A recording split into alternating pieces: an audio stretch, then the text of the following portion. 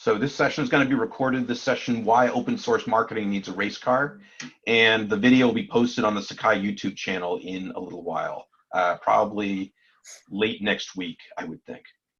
So this should be interesting. Chuck, I can't wait to hear, so take it away. Thanks, Josh. By the way, I do have a car. It's just a little one. It's a Dodge Neon. It's basically decorated like the Sakaiger, has the same head and the same sides, and there's my little Sakai race car. I built a model before for my decorations. So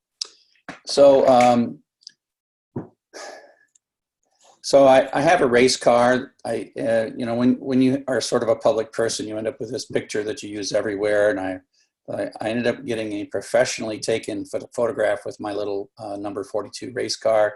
It's got ears on it. It's got Sakaiger stripes on it. And I use this everywhere. And you can sort of see, if you look closely at this picture, you just see the word Sakai, Sakai, Sakai, Sakai, Sakai. And so like if you're watching inside some inside the helmet, inside the car video, you know, the most prominent brand is the Sakai brand. And then you got Sugi and various other things on here. But part of the goal of anything like this is to get people to look at you, and you got to put the word Sakai, like in my pit shirt. Everyone on my racing team has a matching pit shirt. Everyone's got racing suits that are festooned like real racers with all kinds of Sakai, open source, Coursera paraphernalia. So the idea is to build and design a thing that leads to as much brand exposure as you possibly can, and hopefully you kind of get some other kind of folks looking at the work that you're doing. So if we were to take a look at open source and think about like a database engine like Oracle or Microsoft IIS, and then compare that to like Postgres or Apache or Nginx, you're like, wow, I mean, who would even think about using anything other than open source in this space? Oracle, it's like giving me the heebie-jeebies, right? And so it's like open source is really a cool thing, but when there's end user stuff, you know, things like Twitter and Mastodon, I mean, there's just no competition. It's really hard with things that touch end users, and so end users really change how open source wins, right? Open source doesn't win so much. Photoshop and Inkscape. I mean, Inkscape's a fine product. LibreOffice is a fine product. Sakai is a fine product. Mastodon's a fine product, but they just somehow can't penetrate the psyche. We talk about how to talk to C-level folks. So we talk about instructional designers, and we get a lot of people that like Sakai, but it's like we can't win the end user battle, the end user awareness of what we're doing. So if we look at the learning management system marketplace, this is the draft of my tattoo that basically shows all these LMS vendors. And this was originally all the folks that I put on my shoulder when we did learning tools interoperability, and it continues to reflect much of the learning system management system marketplace, although some of those are out of business, like Angel's not there anymore. So we're still around.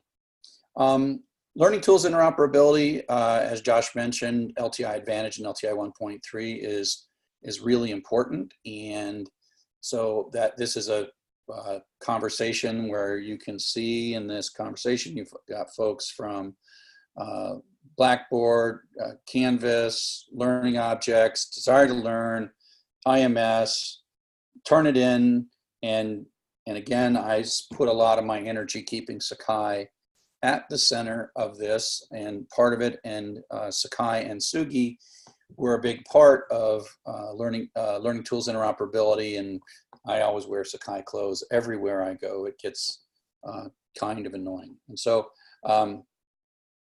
so if you look at it, right, Sakai is the number 5 in the market in terms of market share as generally reported.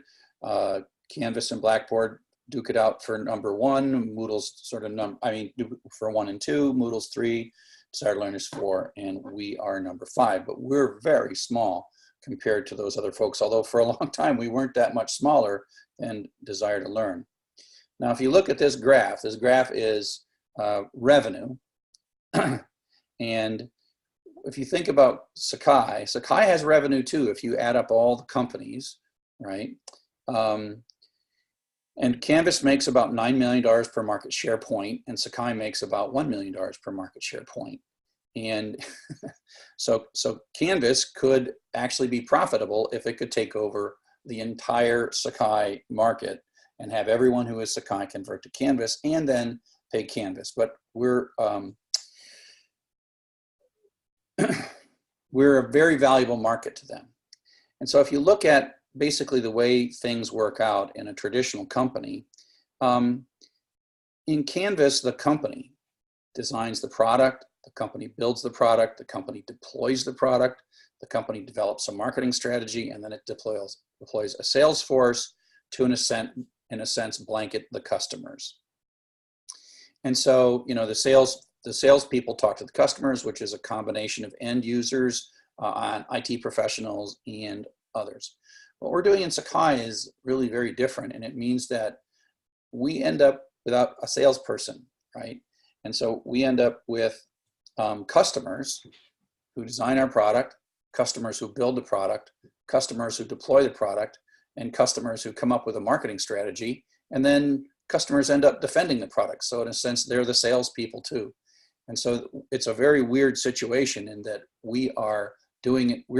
our customers are doing, in a sense, all the work in Sakai, and in Canvas, all they're doing is saying yes to the salesperson who kind of walks in through their door. So within this, given that we're a little bit different and we all end up being a bit of salespeople for Sakai, that's where the concept of racing comes in. And this racing series that I'm part of is called 24 Hours of Lemons. And the simple version of what is the 24 Hours of Lemons is that the 24 Hours of Le Mans is the most prestigious race, and the 24 Hours of Lemons goes to great lengths to make sure that it is the least prestigious race. It is endurance racing for $500 cars. Now, none of my cars cost $500. You're supposed to start with a $500 car and put some safety gear in it and end up around $3,000. My cars end up a little more like $6,000 or $7,000 by the time they're all done. But what's really cool about Lemons, and why I call it open source racing, is kind of like the tagline to my racing team, is that it's very inclusive. It actively tries to bring new folks into its community.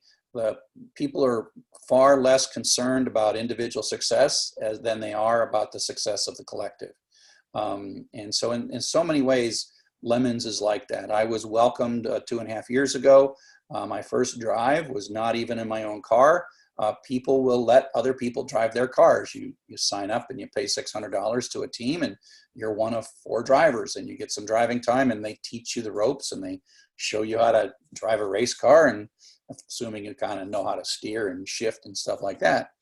And so it's got this thing where you can kind of become a contributor. If you ever go to one of these things, you walk around the pits and everyone's nice and you can ask them questions, and no one says, don't touch my car, because these cars aren't that big of a deal, right? They're not they're not $2 million Le Mans cars. They're 1999 Dodge Neons. And so it's a very friendly, accepting organizations. And I wouldn't participate if this was sort of highfalutin and very elitist. This is very like racing for the people. And so, like I said, it's for $500 cars. And one of the critical rules is that if you come in to be a jerk and be all, full of yourself, they're going to kick you out, and they literally will kick you out if you're too arrogant. Now, one of the goals that I have, and I do a lot of time, we do a lot of work to sort of promote ourselves. We've got tents that have Sakai on them. We have several cars. They're always pretty cars. We're always being nice to the race organizers. And if you watch the most recent race wrap up, we're featured heavily in it. And you can see me in the background there with the Sakai, the Sakai thing. And so the idea is just like to be just like a racing team, just like Oracle and the America's Cup, have the word Sakai festooned everywhere, and finally get some sort of just random press, even though this is a tiny little bit of random press. It just so happens that like all my logos and shirts and stuff were in it. And they mentioned Sakai in the thing, even though I'm sure it's only like, 7,000 views. I don't really care about that. The idea is that the marketing sort of is working. I'll skip that slide. So to tell you more about this, one of the important things about 24 Hours of Lemons is your car theme. You could call it a costume for the car. And so you're not just supposed to buy some fancy race car, you're supposed to make fun of yourself. And the car on the left, that's my wife sitting next to the car called the Honey Badger. And Honey Badger just don't care. And so they got this giant honey badger on the roof. And the car on the right is When Pigs Fly is the name of that car. And they're both very fast cars. They race really well. For those of you in the trivia, I bet you won't get the question of what was one of the original logos in the Sakai Project when it first started out. And one of them was When Pigs Fly. And so I ran someone else's car for a while, and I kind of liked that. So I bought a car that was pretty much ready to go, and it was Venture Brothers costume. So I went and bought online some Venture Brothers outfits, and so we raced that car one race, and then I decided that I wanted a much faster car, and so we went and bought a. So those were the costumes that we built, and that was our first race of my car. I hand built the little cosplay goggles and bought the wings and did our best to replicate the Venture Brothers and get the attention of the folks. So that's kind of racing. But the question is like, so what's this have to do with marketing? So if we look at Sakai, we're 100% open, which is awesome. We have healthy governance. We rock annual releases. We have regular bug fixes every couple of months. We have a 15-year-old product, rough edges covered up. We saw some in the presentations today. And we're not just sitting on our laurels. It's a great product and getting better. We're very well coordinated. We got good communication. We have so much less resources than all of our competitors, and yet we keep very happy customers. And you'd think to some degree that would be enough. You look at the New York University ratings, and they're just off the charts in terms of faculty liking their NYU learning management system. You'd think that would be enough. And we get software reviews, thanks to Josh for doing all this work. Do this evaluation. I think now that it's been going on for more than 1 year, I think it has a stronger impact. And I think that's something we just have to keep sort of pounding on and pounding on and pounding on, and then being worthy. Because at some point, if the data doesn't go in our favor, we're not going to win these little ribbons that are important to us. And so that's cool. It's a good way to measure ourselves as we're going forward. But the problem is that, as I said in this other thing, the customers end up having to be the salespeople. And so the customers find themselves often answering the question. So we might have 8 or 9 Sakai friends of Sakai in a school, and the rest of the school is basically kind of on those people. And those people need to have reasons why. And all those reasons are good, except that the salespeople for our opponents like to box us into a corner, right? So it's pretty easy to box us into the corner. Even though it's not true, it doesn't matter. So it's really easy for our competitors to say, oh, I heard that Sakai is dead. And then you could say, but we release every year. And they're like, yeah, whatever, that doesn't matter. I mean, it's so easy to sort of blow all of our strengths that are real. It's so easy to sort of like blast them. And so we have no salespeople that walk in and say, no, we're not dead. I'm a salesperson. I show up and I buy lunch just like those other salespeople. And so, our customers have the downside of knowing all the things that we need to improve on, right? So here's what we're great at, and here's how we can improve. Well, it's kind of hard to say this is a perfect product, because one of the things that salespeople do is like, they sort of shield any flaws that a product has. We have a community value of honesty, right? And so our advocates must defend from internal critics, external critics, from everything, right? And so it's a tough job to advocate for Sakai in the current market with the market share that we have and the competitors we have and the amount of effort that our competitors are putting in to put us in a box, right? So I looked, we're little, we're not as big. And so I looked to other organizations who were little and how they behaved. So if you know something about the history of Canvas, this is one of Canvas's early marketing strategies. One of Canvas's early marketing strategies was that Josh Coates, who's sitting there inside the tank with a blue shirt on, he owns, because of his sale of his backup company, he owns a working World War II tank. So they, said, look, we're a little tiny company. We only have 15 employees or whatever, but we have a tank. Pay no attention to the 15 employees, pay attention to the tank. So people wouldn't have to ask so many questions that might not show Canvas in a good light, but instead you say tank. And if you look at all their social media in the early days, there was all this sort of distraction going on in their social media in the early days. There was this flamethrower. That the thing that's being burned there is actually the word Blackboard on a banner, and so they shot flames at Blackboard. And so they did a bunch of sort of silly things that kept the attention away from their small market share, their small but effective team. Now, Canvas has turned out quite well, even though they were small for a long part of their lives. So Canvas's marketing strategy, in a way, to give some other marketing bit other than how big they were and what their market share was, they came up with all these other things. And a mascot, which I think they took the idea of a mascot from us, the fact that they have a bear and we have a tiger, right? The mascot looks a lot like it, right? And of course we have a mascot, and our mascot is older than the Canvas mascot. And I think this Sakaiger is an important part. And I'm going to guess that some of the people on the campuses who've been defending Sakai have used their Sakaiger in a physical artifact that they can hand to someone or give to someone. I have lots of these. I give them away.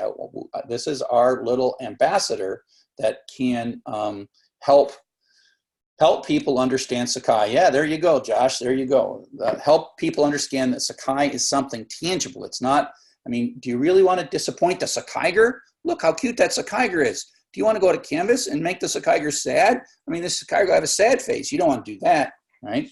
By the way, I've got some new marketing stuff coming for the Sakaiger for this year that I'll probably roll out at the ELI. And my new marketing campaign is going to be Hug the Sakaiger. That's just a hint about what I'm planning on rolling out at ELI. I don't have it yet, but I'm just hinting. So Sakaiger is important, just like the panda is important. The bigger you are, the less important it is to have a Sakaiger or a panda, but the Sakaiger is really important. And so I made a race car that is the Sakaiger. So I want people to see the Sakaiger as much as possible, because then we're not arguing about a product. We're not arguing about a grade book. We're not arguing about a feature or something else. And so I got these suits made that make us all look like Sakaigers, and I got a car that looks like a Sakaiger, and I updated the Sakaiger.com website to add a whole page about the Sakai car, so that it's like tightly bound to the Sakaiger. And here's the racing schedule. You can always come. We almost had Shoji come visit us 2 weeks ago, except that car blew up on Saturday and Shoji was coming on Sunday. So we had no car to drive on Sunday, which is unfortunate. But next year I'll have 3 race cars, 3 identical Sakai cars.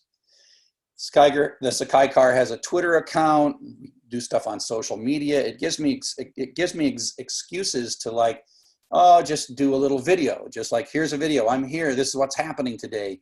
Very vloggy style stuff. It just is something to talk about to keep Sakai out there as message. Another thing that I'm doing with it is I do all these online courses, Python for everybody, web applications for everybody. And I always have these pictures of me. And so I've started to use the picture of me in the race car. And the picture there on this website, you go to Postgres for everybody, you go there and you're like, oh, okay. But then there is an impression. That's like an impression of the Sakai brand. I really still believe strongly in the Sakai brand. I was excited to see some of the stuff that Miguel was talking about. I think that if we come back in 5 years, there'll be a thing called Sakai that'll look quite different than Sakai. and it'll still be Sakai. And I think the Sakai brand is a tremendous asset that we don't value enough. We're a little too focused on what we have and what we have to fix. But the Sakai brand, if we can sort of, blossom in something that just starts to get attention, the fact that everyone knows the Sakai brand and it's a 15-year-old brand and it's a respected brand, I think we can really do something with that. And so I'm still working on as many impressions as I can. Again, I do little vlogs in the name of the Sakai car, just at Sakai Project, at Sakai car, do a little vlog, do all those kinds of things. I'd encourage you to go take a look at the Sakai car website. I've spent a bunch of money. I put cameras inside the car. I've got a 360 camera that you can zoom around. And if you'll notice, there's like Sakai logos everywhere, right? And so I hope people just find it interesting enough to look at the video, and then the word Sakai, Sakai, Sakai, Sakai, Sakai everywhere, which is just product placement, that maybe people will just watch it because it's interesting, and away you go. And so the overall idea that I have here is that this gives us something to talk about on our campuses with people. It's almost like something to leave them with, like the Sakai itself, that says, this isn't just a piece of software. It's not just a zip file. It's not just a website. But I try to make anything that's sort of intangible tangible. And so I like this Sakai car because it's tangible, and the mascot's tangible, and it's a way for things like open source that are a little harder to grasp can become tangible. So I think that's my last slide. It is. So I'll stop and ask questions. See if there's any questions. I don't think I can. So as yet, there are no questions in the group chat, but now's a good time to start flinging your questions. So feel free to either unmute yourself or put your questions in the chat and we can start talking. So it's now 2:38 Eastern. We have until 2:50, so we've got 12 minutes for discussion. Oh, 12 minutes. I thought it was 2:45, so I'm in good shape.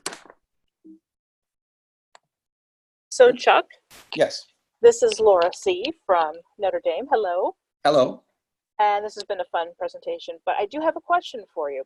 Yep. And as a member of the marketing group, and as someone who I know we're going to be, we're looking around and looking at, as marketing and as UI, looking at all the other services. So obviously we've been looking at Canvas as well and what they can do with Gradebook. And by the way, they can't do what we can do in Gradebook, but that's another story. It's another story, right? Yeah, but the thing is, it wasn't the tank that made Canvas grow. It was probably that they're a corporation and they could get the developers to kind of all work on this corporate product. So my question is, and obviously the Sakai car is kind of a fun thing, and they kind of go side by side with the old tank marketing scheme that he had back in the day. But what is it that we can do as a community to make Sakai grow more? It's probably not going to be the tank or the car. There was something else. What was the secret sauce? You kind of have an inside, I think, view that many of us probably don't have. What was that thing that suddenly grew and started to make and just propelled Canvas forward? Well, I think the thing that propelled Canvas forward was two things. And that was switching to software as a service as the core model for the marketplace, and LTI. And so the key advantage that Canvas had was they were the first learning management system that was built in the post-LTI era. And so everything that Canvas did from the time they wrote their first line of code was wrapped around LTI. And so the rest of us LTI was a great thing, but it was shoehorned into the other four, including Sakai. I mean, it's not a native thing still in Sakai, right? It's in Sakai, and we've got it all the places we need it, but Canvas made it just part of it. So Canvas's quizzes.next is actually an LTI tool, right? They use LTI internally to integrate things. And so they could write quizzes.next in Scala, and the rest of their code could be written in Ruby on Rails. If it does, I don't think that's true.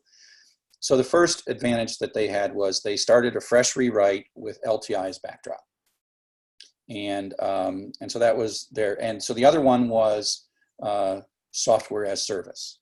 And so I think that if I look at those things for Sakai, I don't know when we get to start over, because I ultimately think that all the LMSs right now, including Canvas, are at a risk of not doing LTI Advantage well enough, because at some point the smartest LMS would be the one that's started writing today, that's baking all of LTI Advantage in at its core, meaning it doesn't have its own APIs and then say, oh, here's this crappy standards one that we kind of sneaked in.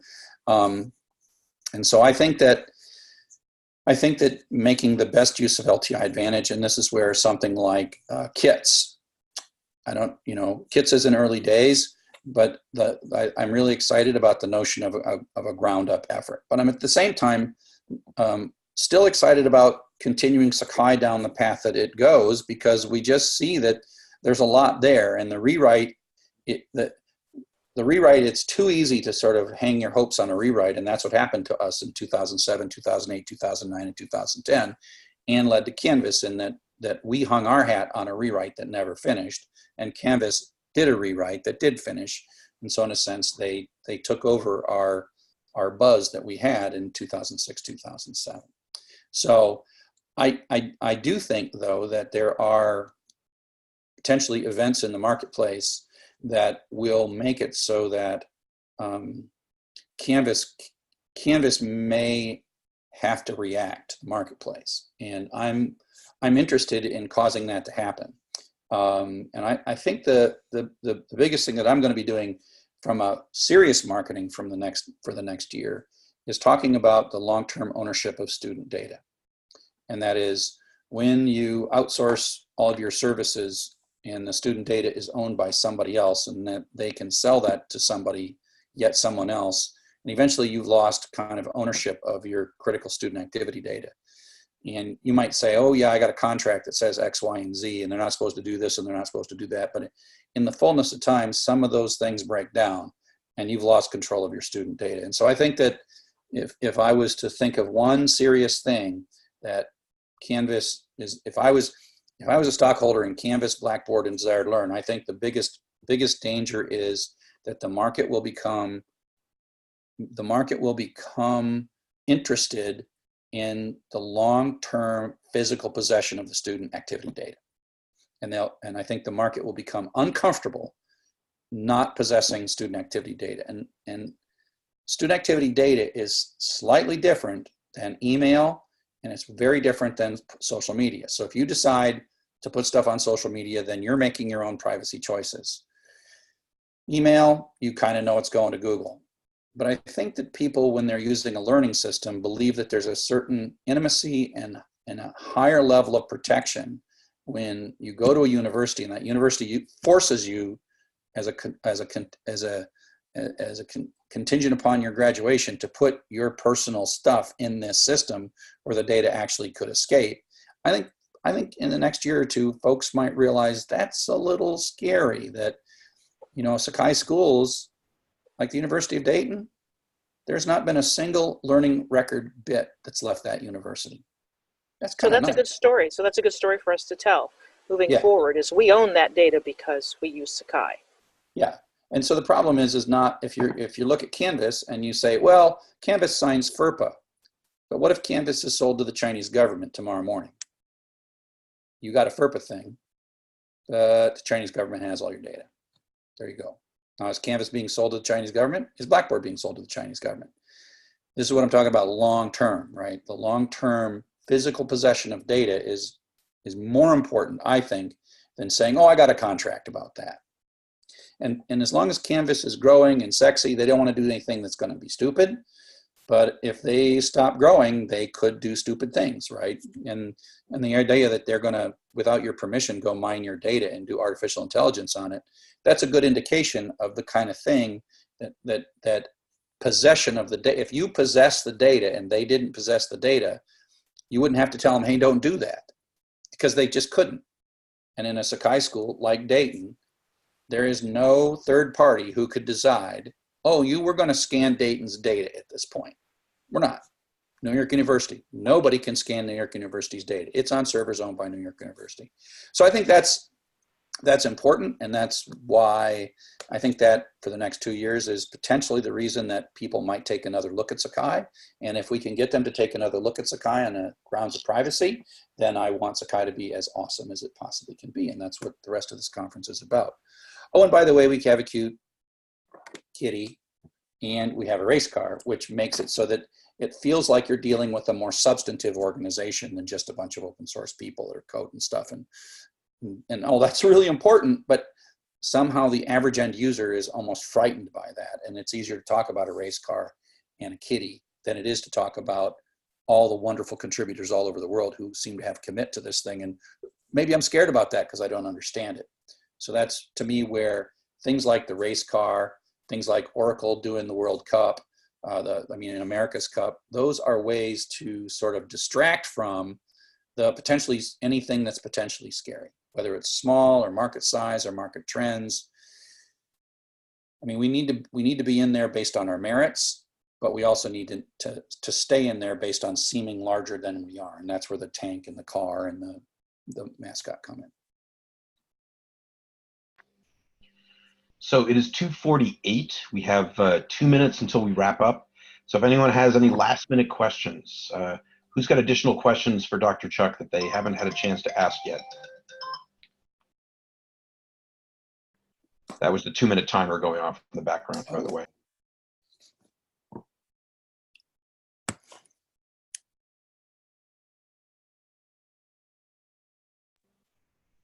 Anyone? Going once?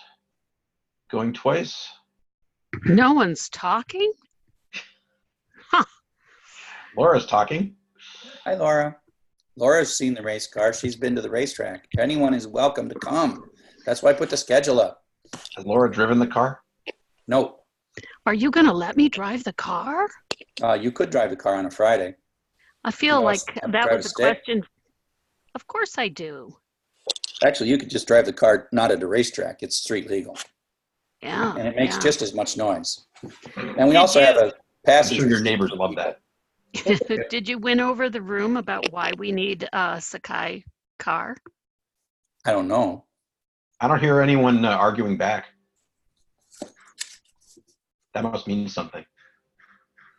Yeah, I wish I could hear. Come on, guys. What do you think? I mean, I would ask, has anyone used the Sakai car in a conversation at their school? Even just brought it up. Well, I have to say I have. Actually, someone at my school brought it up for me. They were thumbing through Twitter and they follow the Lemons cars and they say, I think I saw a photo of you and a Sakai car. Is that true or was that just made up?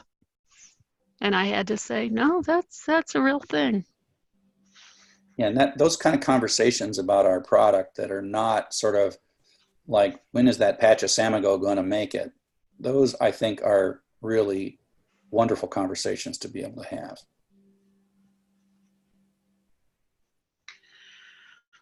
All right. Okay, On well, that we're note, out of time, Josh. Let's right. let's It's 2:50. finish on time So, and be good citizens. that's right. Thank you all for spending some time with us. Thanks to Dr. Chuck for this discussion about the Sakai car. This has actually been really helpful for me to help envision this. So, so remember to tip your servers, everyone, and we'll see you in a couple of minutes. All right. Bye, all.